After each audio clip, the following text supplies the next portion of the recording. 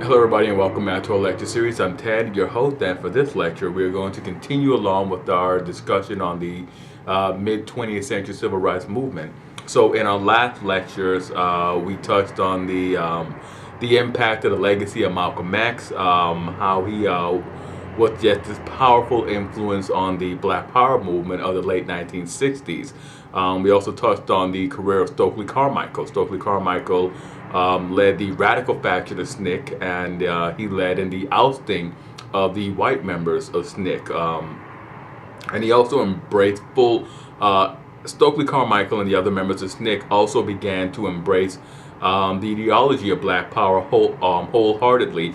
And like other civil rights movement, they also offered this alternative from just political activity to this sort of full and embracing social and communal embracing, in which they championed economic opportunities, social cooperation, and more importantly, this new culture, this new pride in African heritage. We saw that borne out with the new and then exciting, the then new and exciting hairstyle of the Afro. We also saw the call for Afrocentric courses at universities, courses that culminated in the in degree programs in African American studies, courses designed around African American history, which really reflect a larger accomplishment for the goals and the aspirations of Carter Woodson. Carter Woodson, of course, is the teacher and the community figure who spearheaded African American History Week that became African American History Month. We also saw the emergence of this new cultural fad, this new clothing fad, the dashiki, storm African American wardrobes, and in many quarters still remain a part of the daily dress, or at least the special dress for African Americans. And of course, dashikis are colorful West African garments. Picking right up where we left off, for all the positives that many old school civil rights leaders expressed, all the positive emotions that they expressed for this new school of thought, they really had mixed feelings about Black Power. Martin Luther King, for example, appreciated the pride in African heritage, but he feared the era of building mistrust for all whites and straying from the path of peaceful protest. While the SNCC members did embrace the philosophy, it in no way challenged or threatened the integrationist policies like the Black Panther Party. The Black Panther Party was founded in Oakland, California in October of 1966 by Bobby Seale and Huey P. Newton. And they became respectively the new organization's Minister of Defense and Chairman, respectively. The new organization, though, founded on the West Coast, has Southern roots. Their iconic image of the crouching panther was borrowed from the Lowndes County, in the Lowndes County in Alabama. Their freedom organization, the Lowndes County, Alabama Freedom Organization, had that crouching panther logo. Almost said crouching tiger, hidden dragon. An African American political party founded by Carmichael and SNCC in March of 1966. Now, beyond that connection, the BBP had a very different agenda. They advocated for black self-defense against police brutality. That in and of itself would get the revolutionary thought and idea, and the restructuring of American society along more economically, politically, and socially egalitarian lines. In a 10-point program, Newton and Bobby Seale demanded full employment, decent housing fit for shelter of human beings, exemption from military service for African American men, and an end to police brutality, along with the power to determine the destiny of their own black community. The Panthers proved to be more than just a political party or self-defense organization. The Panthers organized food, health, and education programs in the communities in which they operated. Now, though they did not admit European American members into their ranks, the Panthers did establish an alliance with the Students for a Democratic Society, Radical Weather Underground, and other groups, and other European American groups. 8 months after their founding, the Panthers came to the attention of the nation at large when they marched through the cities of Sacramento, California, to protest the passage of a new state law banning the bearing of arms in public. Dressed dramatically in their black berets and black leather jackets, they were also armed with 30 rifles. More than 24 Panthers were arrested, including Eldridge Cleaver and Bobby Seale. From that moment on, the BBP became the most notorious and feared organization in the Republic, especially in the eyes of the government. As the Republic became engulfed in nationwide rioting during the summers of 1967 and 1968, the BBP were blamed by authorities. In response, J. Edgar Hoover, the head of the FBI, the longtime head of the FBI, labeled the BBP the greatest threat to internal security in the country, and launched what was coined COINTELPRO, using a cadre of infiltrators and informants, in addition to spies known as agents provocateurs, who would break the law intentionally to implicate the BBP and BBP party members together with local police. The FBI set out to undermine the influence of the BBP and to destroy the party. Now, by 1970, more than 24 BBP members had been killed, including Fred Hampton and Mark Clark, who were both killed in a raid on the party Chicago headquarters in 1969. Really, these were just sort of intentional killings to sort of cull the leadership of the Black Panther Party, to sort of take those who were more prominent, the most well-known.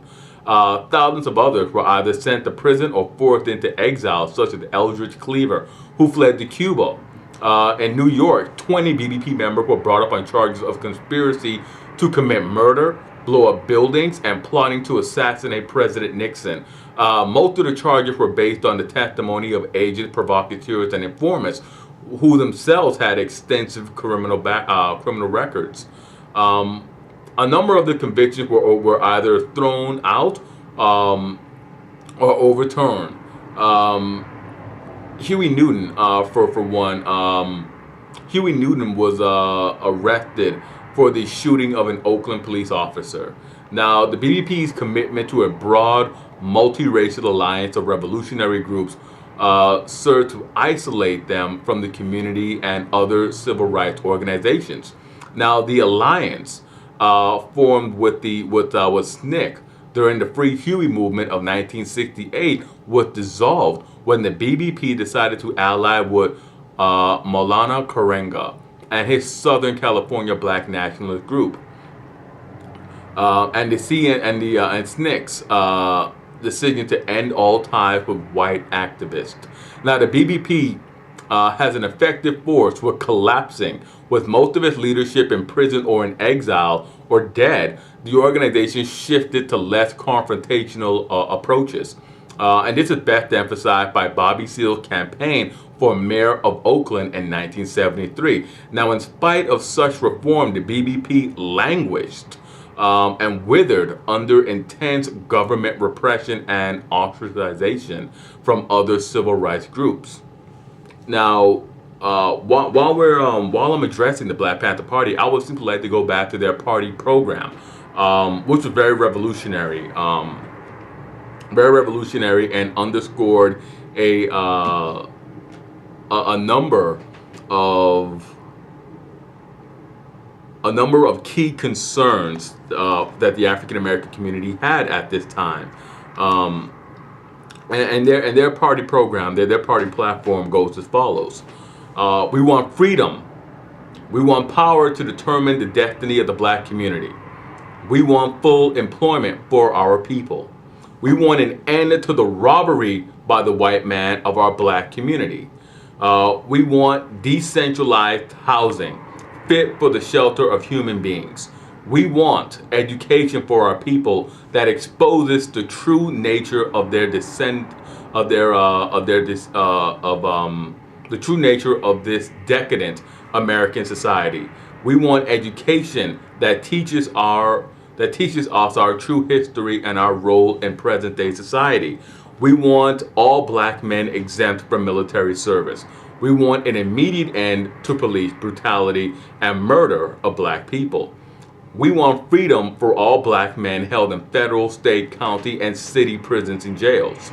We want all black people, when brought to trial, to be tried in a court by a jury of their peer group or groups from their black communities, as defined by the Constitution of the United States.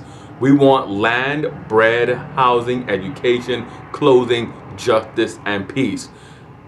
And has our major political objection a United Nations supervised plebiscite to be held throughout the black colony, in which only black colonial subjects will be allowed to participate for the purpose of determining the will of black people as to their national destiny. Very audacious and very bold. And following that, I would just like to go on a quick chronology of the Black Panther Party. So on October 15th, 1966, Huey Newton and Bobby Seale organized the Black Panther Party and drafted a 10-point program for economic, social, and political development in black neighborhoods. On January 1st, 1967, the first party headquarters opens in Oakland. On February 21st, 1967, Betty Shabazz, the widow of Malcolm X, she visits San Francisco, and the Panthers parties provide security as they are stopped by police but cite their right to bear arms and are not arrested. On April 27th, 1967, the first issue of the Black Community News Service, the first Panther public paper, is sent out. On May 21st, 1967, the Panthers march in Sacramento bearing arms and read a statement proclaiming their right to bear arms. On June 29, 1967, Stokely Carmichael, former head of SNCC, joined the Black Panthers. On October 28, 1967, while returning home from a party, Huey Newton is stopped by police, and a shootout erupts, and an officer is killed. Now, Newton is wounded and charged with murder, though no gun is found on him. Between February 17th and 18th, two Free Huey rallies are held with Stokely Carmichael and H. Rap Brown leading an alliance between the Panthers and SNCC. On March 4th, the FBI issues secret memos to combat the Black Panthers. On April 4th, Martin Luther King is assassinated. The Panthers plead for cooler heads to prevail in Oakland. On April 6th, Panther Bobby Hutton is killed by police. Eldridge Cleaver is wounded. On September 28, 1968, Huey Newton is sentenced to 2 to 15 years in prison. Oakland police are outraged at this light sentence and shoot out the windows of the Black Panthers Party's headquarters. In January 17, 1969, two members of the Black Panthers Southern California Party are slain. Police conduct raids on Panther offices in Los Angeles. April 2nd, 21 Black Panthers are arrested in New York on charges of plotting to blow up department stores. All are acquitted in 1971. July 18th to the 21st, 1969, the Panthers respond. The Panthers sponsor an anti-fascist conference in Oakland. The conference is attended by the SNCC. The students, the Panthers are the conference is attended by SNCC, the Student for a Democratic Society, and the Young Lords. December 4th, Panther leader Fred Hampton and Mark Clark are killed. There's a slain by police in Chicago. 1970, January 9th, 1970, the Boston Black Panther Party starts a free clothing drive. On July 25th, the Panther office in Omaha, Nebraska is bombed. On August 5th, Huey Newton is released from jail. August 7th, Jonathan Jackson assaults a courtroom to free his brother George. Jackson, the judge, and 2 other Panthers are killed in the ensuing shootout. September 3rd, Eldridge Cleaver founds an international chapter of the Black Panther Party in Algeria. November 7th, Southern California Panthers begin a breakfast program to feed the poor and provide over 1,500 meals a week to those in needy communities. January 16, 1971, the Panthers established a legal assistance program in Toledo, Ohio. The Chicago Panthers start a door-to-door health program. On August 21st, 1971, the Panthers leader George Jackson is killed at San Quentin prison. Guards say he was trying to break out. There's doubt on the veracity of those guards' testimony on their accounts of the events of Jackson's death. February 1974, Newton publishes "To Die for the People." In that summer, Newton goes into exile in Cuba to avoid trial for the murder of a female bar customer. And in the fall of 1974, after converting to born-again Christianity, Eldridge Cleaver returned to the United States from Algeria. And with that, I'd like to break here, and we'll come back and we'll continue on with our discussion on the mid-20th century civil rights movement. As always, I'm Ted. Hit like, subscribe, and comment. Let me know what you thought about this lecture, and I will see you guys next time.